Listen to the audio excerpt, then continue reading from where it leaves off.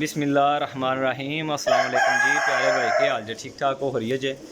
लो जी दोस्तों माशाअल्लाह दो जोड़ियां दा शौक करान लगा। शौक तुसां पूरा करना जे। मैं तुहाडा दोस्त तुहाडा भाई रहेल सरायल मगीर तों वैलकम करने जनाब अपने चैनल तरफों। जो जितने दोस्त भरा मेरे सबसक्राइबर ने या अनसबसक्राइबर ने उन्होंने दी जनाब बड़ी मेहरबानी। जितने साडी वीडियो देख रहे हैं भरा ओवरसीज़ भरा ने माशाअल्लाह वो वीडियो देखते हैं। अपने मौलवी साहब ने साउथ अफ्रीका वाले माशाअल्लाह उन्होंने भरावां नूं सलाम अलैकुम जनाब। असनैन भाई नूं असरार भाई नूं जनाब सारे दोस्तों वैलकम किया जाता है अपने चैनल तरफों। ठीक है मैं तुहाडा भाई हाँ दोस्त हाँ यार। वीडियो तुहाडे वास्ते बड़ी मेहनत करके वीडियो बनाई दी है। ए जोड़े ने प्योर ने खालस ने एक नंबर जोड़े जे। एक नंबर जोड़े जे ये दोस्तों एक जोड़ा लगे जे तो एक जोड़ा लगे नहीं जे। नीलियां कड़ियां वाला जोड़ा लगे जे। ठीक है नीलियां कड़ियां वाला जोड़ा लगे जे। दूसरा जोड़ा लगे नहीं जे। एक कैटागरी दे होणगे एक नंबर होणगे माशाअल्लाह।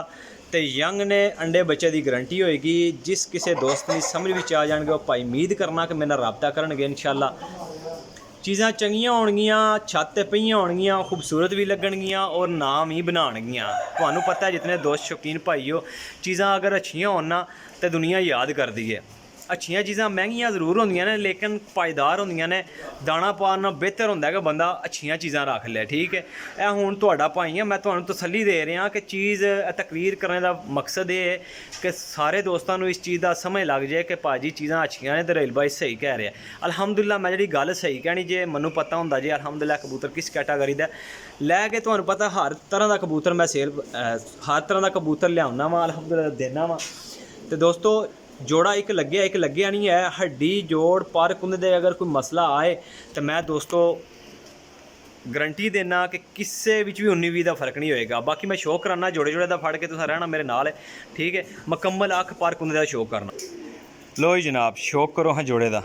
बाकी कैटागरी देख के तुहानूं पता लग जाएगा कि कैसियां चीज़ां ने माशाअल्लाह। हालस प्योर नस्ल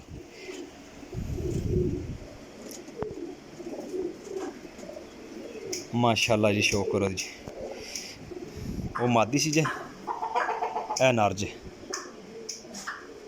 कीमत है पर महंगे कोई नहीं है भाईजान। नस्ल बनाने विच महंगे कोई नहीं है। कीमत होएगी लेकिन है कि महंगे नहीं होने लगे। जितनी कीमत लाँगा ना इतने महंगे नहीं होंगे जितने कि अच्छे कबूतर जेल है।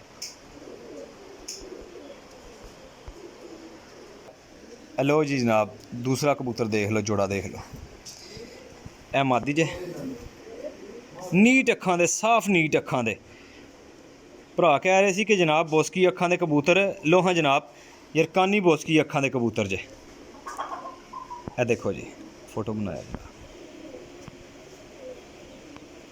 देखो जी बरीक लम्मियां नोकां तो बहुत नायाब कबूतर जे। हड्डी जोड़ अगर पर कुंदे कोई फर्क आए तो मैं तुहाडा भरा जनाब इत्थे ही हाँ इंशाअल्लाह काबिल एतमाद वापसी होएगी। तो दोस्तों मुनासिब जी कीमत इन्हां दी मुनासिब है कि सानूं भी अगर अच्छे पैसे लभे तो अच्छे पैसे नहीं देने ने। जिस दी समझ विच आउणगे वो राबता कर लेगा। दोनों जोड़ियां की कीमत जनाब फाइनल फुल एंड फाइनल जी होएगी और 35,000 रुपया होएगी। ठीक है 35,000 रुपया दोनों की कीमत जे।